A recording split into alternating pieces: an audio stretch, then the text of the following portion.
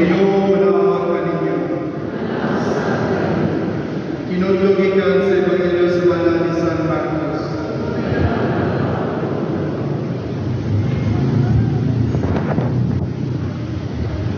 Unya may biyado si Jesus sa tanan kasilbin nga malamay nagtudlo sa mga tao.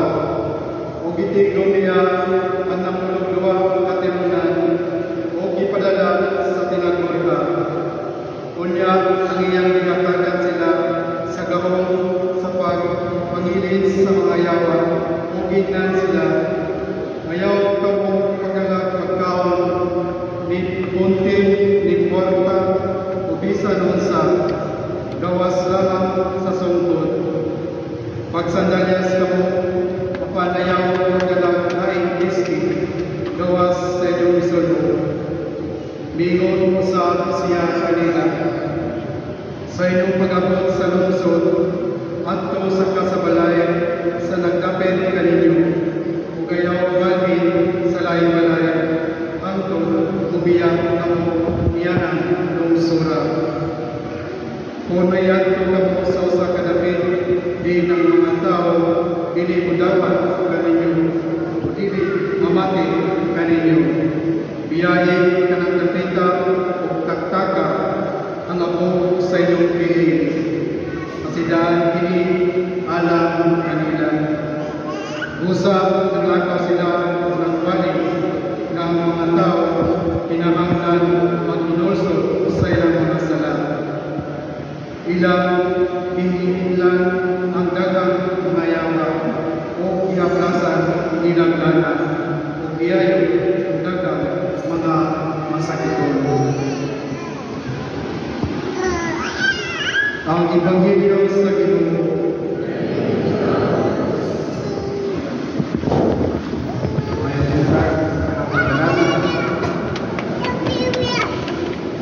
Siguro dagang kanila lakong halang sa mga anak kinakalagon magpailan sa ninyo kay dalagsara ka magkamisa diri sa simbahan kay dalagsara ka magkauli diri sa Oslo. Ako rin si Brother Patrick Castonelli Patrick sa Berlin at taga San Jose Street Poblacion. Dorang mengandung sesama masuk ke desa kami. Usaha ka misionary sa Japan. So padala ko isi misionaryo sa mission sa Japan sa tuig 2005 sa 2005. So hapit ako mo bait ko tuig pohon sa tuig. So muli na mura naman ka Japanese yun na rin ang nawong panod yun mausap yun o siguro sa akong magdugay sa Japan kalimot ako mga Bisaya nagad sa mga sa mag-isip ko Bisaya naanak ko sa ginagawa na sa experience sa Japan sa ako pagbalin sa laing parokya umanang sa unang misa na kaya sa parokya nagkatapos mga Pilipino nagsalo-salo naman akong gidoon sila so ako mayong mundo mayong hapon so tingnan ang mga Pilipino kung hindi wala lang ikang Tagalog Tagalog pa nila abi nila nagawa sila hapon ko. So, mga nausap sa mga Japanese. So, ang napigil ito karon sa kape na iso bahin sa misyon. Ang napigil yung nagsulti ka nato kasi Isos bitawag sa napong duha o bisogod sa dala kanila sa tinagurma. Kini makinahanglan kini sabton na nagtumong lamang sa mga pari o mga mati na dili hinagong naghalan sa ilang mga kamalingon alam sa kalibutan sa simbahan. Kung dili kitang tanan sa pinagi sa sakramento sa mga tawag ipili ni Kristo aron pagsangyan pagpamit sa mayong balita ni Kristo ngadto sa mga tao. Manini ika-5 ay ika-15 na domingo sunod sa ordinaryo panahon. Ipahimduman kita sa atong Ebanghelyo kung sa akong pagpamalan adunay pipila ka punto bahin sa atong Ebanghelyo karong adlaw. Ang unang punto mao ang pagdawat pagsani sa mga sugo ni Jesus bisan pa sa kawalay laban. Isuportahan ni Jesus ang iyang mga disipulo sa ilang mission bisan pawala sila magdala gagang mga kota. Kini usa kapagtulunan alang kanato na sa atong kinabuhi kinahanglan adunay pagsali upang pagsunod sa Ginoo bisan pa sa atong mga kalisdanan o kawaton. Sa atong adlaw kinabuhi kinahanglan nato isali ang tanan sa Ginoo. Sa bisan sa kalisdanan na atong yatwang tagadlaw mag-ampo kay kanunay. Magtuo na Ginoo magatagan nato sa atong kinahanglan matagal. Kinahanglan sa kita magtuo na mosunod sa iyang kabubuton dili magduha-duha sa nalipay magtuo sa Ginoo. Ikaduha, ipadala ni Jesus kayang mga disipulo na tinagurha duha-duha aron makita na importante ang pagkakanak o pagtinabangay. Wala kita naging masara sa atong pagpangalaga sa Ginoo. Kinahanglan nato na magsuporta sa usa kanako. Ang pagtinguban o pagtinabangay ay usa ka pamaagi sa paglikod sa atong pagtuo o pagpuli sa misyon. Sa atong kinabuhi karon dili kita kinahanglan na inusan sa pagtubang sa mga agi sa atong kinabuhi. Si Jesus magalit kitang kauban para isagyan niya ang mga balita. So, pili niya, itawag niya ang kapusik. Katinunan, kita usap, isip mga Kristohan, kinahanglan sa mga kauban, kita na. So, sa itong kinabuhi, hindi kita iyang pag-usap. Ito naman yung kita ng pamilya, kauban, o komunidad. So, muna yung importante karoon na atong relasyon sa ising katawag na kinahanglan nila. So, ako kita pinapagay sa pag-ako sa atong mga tuwa mission sa kinabuhi.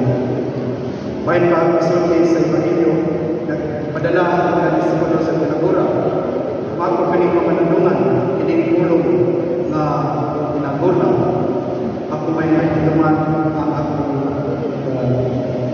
kasinatian, isip, missionary. So, pag-graduate ako sa high school, dahil ito ko mag-exercise, kanya sa ito. Isulod ako ng seminaryo sa Bacolod. Ang seminaryo pa sa unang sa Bacolod.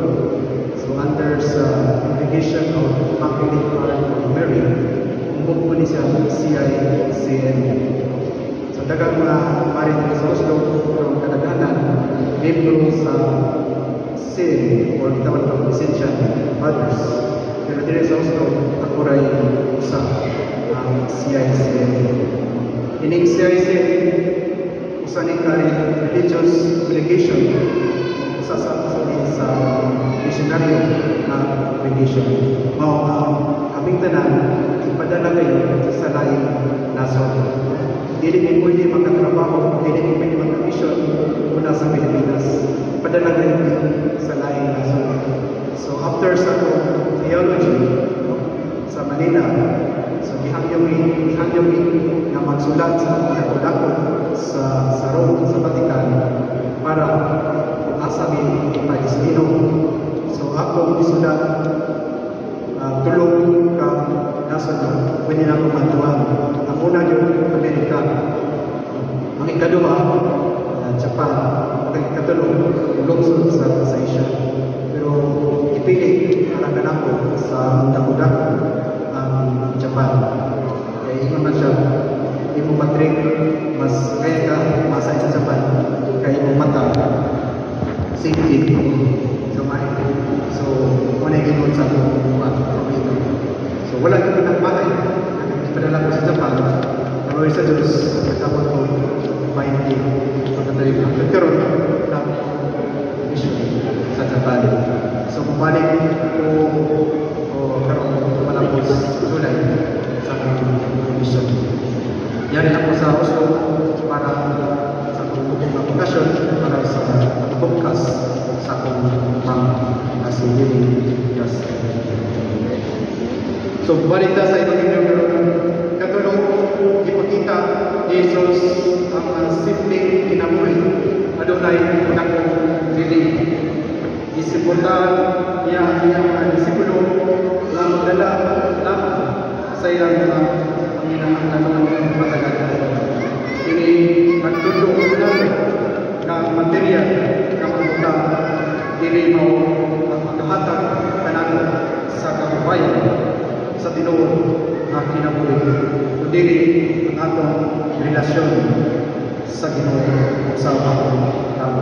Manipinay ang importante doon relasyon o kalabo na relasyon sa atong Ginoo. So magpatuloy na kita simpleng kinabuhi o maghatag ang importansya sa atong relasyon sa Ginoo. O maghatag kita oras sa pag-ampo, sa pagpangalagaan o maghatag sa atong tao. Ang tao na